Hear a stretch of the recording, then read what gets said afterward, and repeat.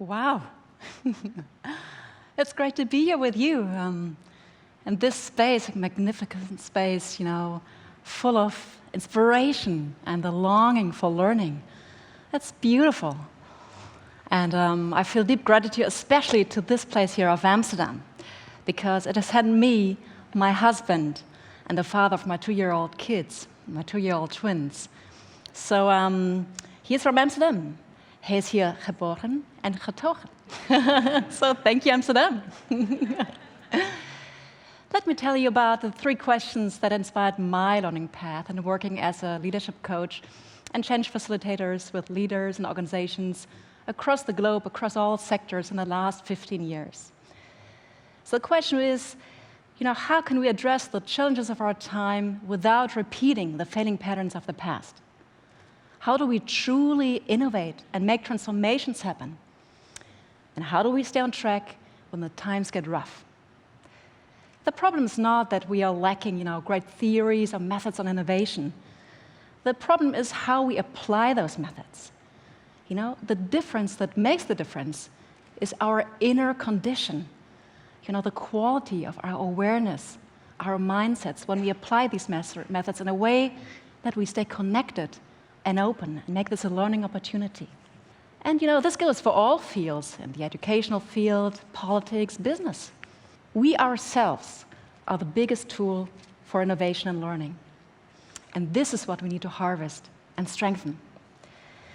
So what does that mean on a practical level? Well, whenever faced with a challenge, we basically have 2 options. We can either open up and connect to a field of possibilities of learning, or we can close down. We can retreat and be reactive. And especially, when the times get rough, these old thinking patterns, reactive patterns, and routines are very powerful. So the question then is, how do we stay open and connected to the field of possibilities, and how do we keep on track and stay open when the times get rough? So for me, what I've learned and what I've discovered in my work, that it actually is 3 C's that makes the difference in making transformations happen. And they are deeply linked to our capacity of staying open and staying connected. So what strikes me in working with innovators in the field and the true masters is that they really keep an open mind. They're constantly asking for the next right answer. They never stop asking questions. They constantly, when you think of the startup scene in Berlin, and I'm sure also here in Amsterdam, they're constantly living in this beta version mode, experimenting and learning, asking questions again and again. So it is okay here to flirt with an idea, as long as you don't marry it. What makes then the difference to shift from knowing it all to flirting with new possibilities, to asking questions? So, well, there are several ways. I think it's this kind of a curiosity, this kind of an open mind. And I think there are several ways that how you can train this curiosity muscle. Charles Darwin, for example, he always kept a notebook with him in order to note down any contradicting facts, contradicting to his theory.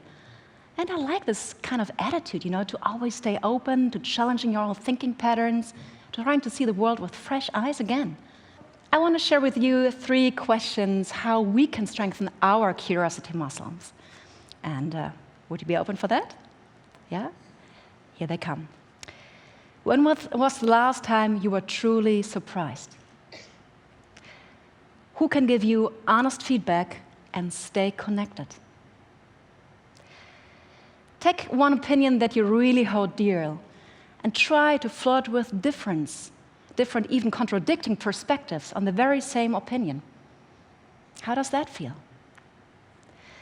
Well, pick one question and take it with you while we continue to the next C. Given the challenges out there, we do need people with an open mind, an open, curious mind, but what we don't need is, lonesome thinking geniuses. We need successful, effective collaborations, corporations, and teams and networks that are well in relating to one another, not despite, but because of diversity. Compassion. Compassion, the capacity to connect to yourself and to others also on an emotional level, it makes all the difference here. Neuroscientist Tanja Senge from the Max Planck Institute found out that there is an interesting difference between empathy and compassion.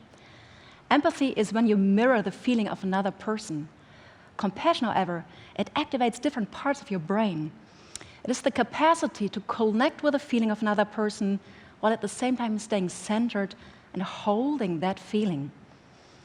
Think of a mother or a father. When a baby cries, she doesn't start crying herself, as an empathy. She's able to hold that baby and holding that difficult feeling and allows the baby to calm down.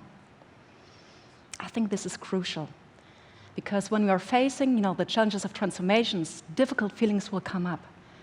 And how do we stay with this kind of a compassion? How do we stay open and connected, holding difficult feelings and allowing to give this inner space for healing and transformation? So again, I will share 3 questions with you to strengthen our compassion muscle. And for that, just start with a deep breath. Yeah. Connect with your body, connect with your heart. What touched you most today? Choose a person that irritates you in your life and try to connect with that person in this compassionate, loving way, without judgmentals.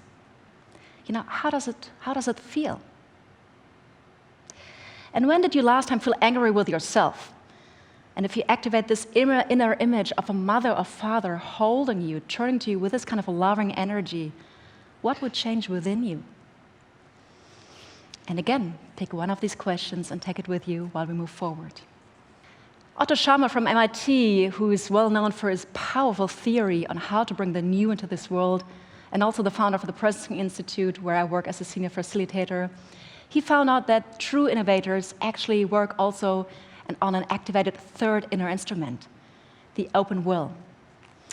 This is the capacity to the open will when you stay connected, when you are aware, and when you feel the future come into being here, right and now, and when you have the courage to actually act upon it, to bring it into being. It takes this inner courage, which is our 3rd and last C, which is key to any successful transformation. And it is courage which is most needed today. Think of one of the biggest regrets of the dying people on the deathbed.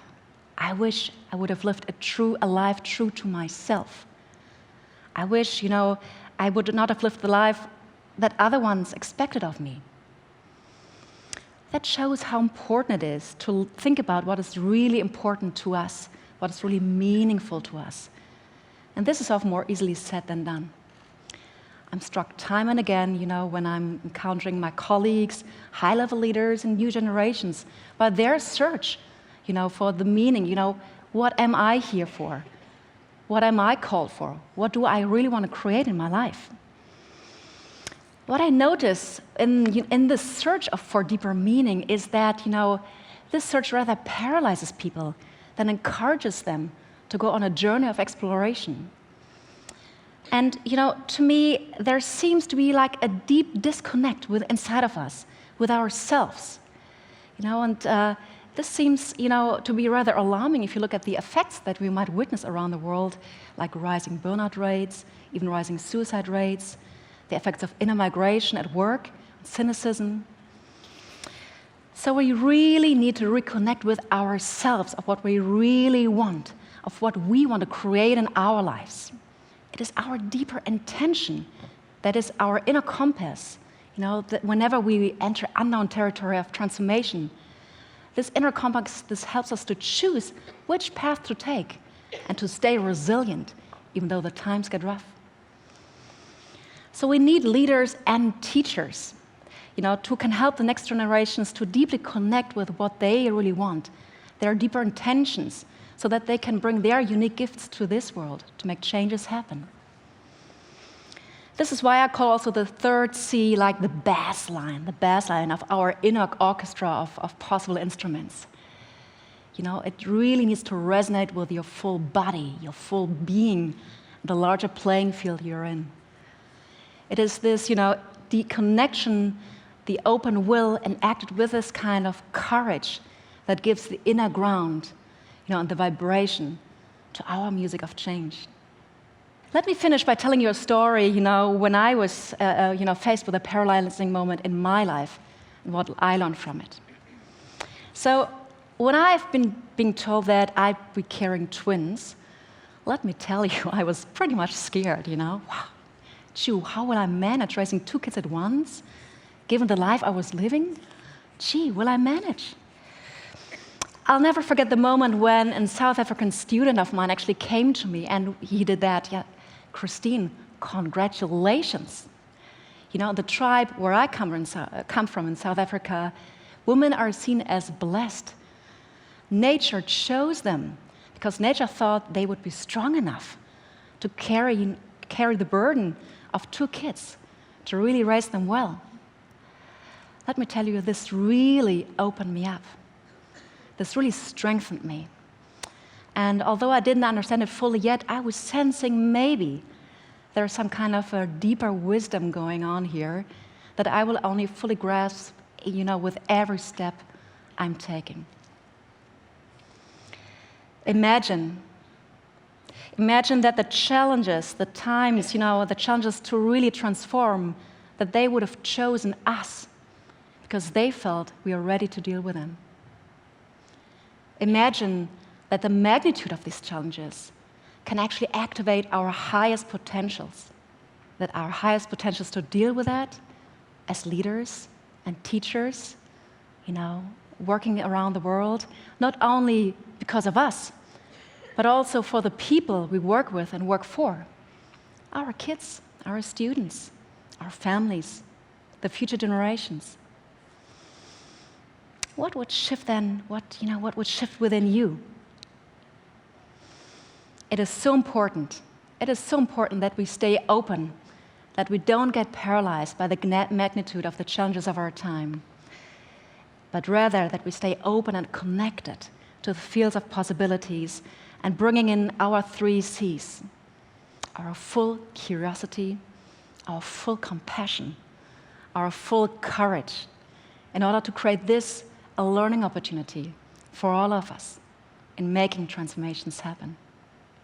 Thank you.